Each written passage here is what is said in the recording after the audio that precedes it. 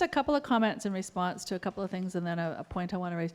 One is back to the question of the special ed funding. In 2005, they did quietly change the model so that independent schools can access 100% of the supplemental funding grants that are available to public schools. So that would be the autism category would be about, I think it's 18 or 19,000. There's the 3 levels. So they actually can get 100% of that, usually 35 to 50% depending on level of the regular grant. Plus now they have some additional funding that was recently announced. And as we're all learning through some very good media stories, is a lot of tax exemptions that we didn't realize. So there's actually a whole lot of public money now subsidizing independent schools, and it has been for some time. Even things like the childcare tax credit that some of the private schools are claiming for recess and lunchtime for kids up to 16 years of age, municipal tax exemptions. So there's, in some cases, and if you get into the whole family trust issue, if you have enough income to move money around in family trust, you can actually go to an independent school for almost $0 and get those much, much better staffing ratios, of course, than we can offer sometimes in the public schools. The issue of, and I just on the block funding, the secondary school funding change, that did quietly come in several years ago, and I think it's probably in your era, Adrian, but that is having an impact. And what we're seeing now with the funding challenges that are increasing secondary class sizes. So now we're pushing up, we're actually breaking through that 30 student barrier this year in the Vancouver School District. With the funding challenges, minimum class sizes are climbing higher. We can't afford to run classes of, say, 21 kids or 22 kids. What we're seeing is fewer students taking electives and more students taking spare blocks, and changes in graduation requirements. They're requiring fewer courses to graduate in total. So students, and we're hearing this from our secondary teachers, is that with the pressure to have larger class sizes, the schools can't offer as many options, for one, and kids are now figuring out they don't need some of those elective courses. They're taking the core things they need to graduate, but they're taking overall fewer blocks.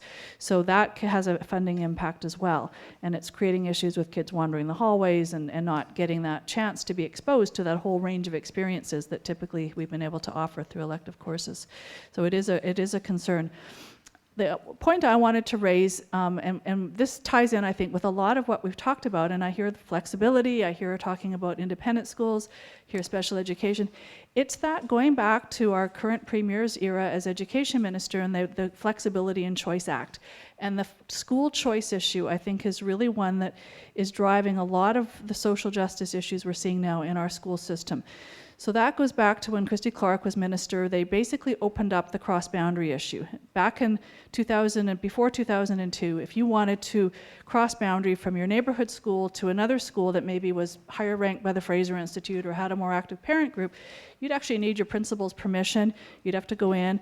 The school principal of your catchment school would have to sort of release you. You'd have to get permission from the incoming principal, and you have to have a reason. That legislation opened it up, and it was touted as greater parent choice, greater flexibility, meeting parent demand. And many people at the time, and I think the BCTF in particular, predicted this would have a disproportionate impact on how it would affect lower income neighborhood schools. And of course, we're seeing that now. And how it's showing up is pressure to close those schools. I mean, I just spent 8 years on the Vancouver School Board until I was fired 3 weeks ago, I think today.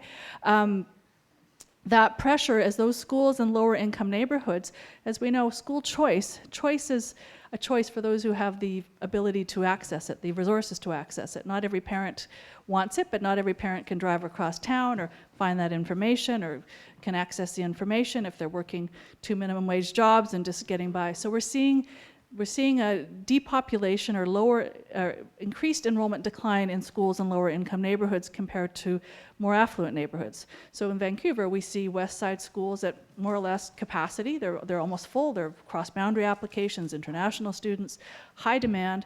As we go across the city, we see lower capacity utilization. So what that means now is they're much less likely to get seismically upgraded because government looks at capacity. So we're seeing far more kids on the west side of Vancouver as a percentage are in seismically safe buildings than kids in East Vancouver.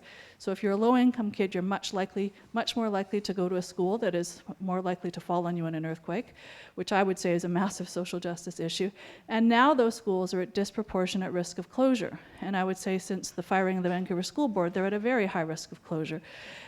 So those are compounding problems.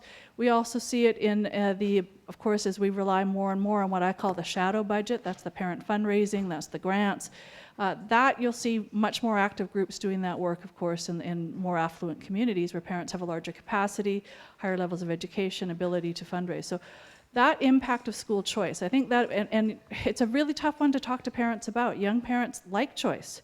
To say to a parent of a kindergartner, I don't want to give you an option, you're going to have to go to your neighborhood school, they don't like that politically.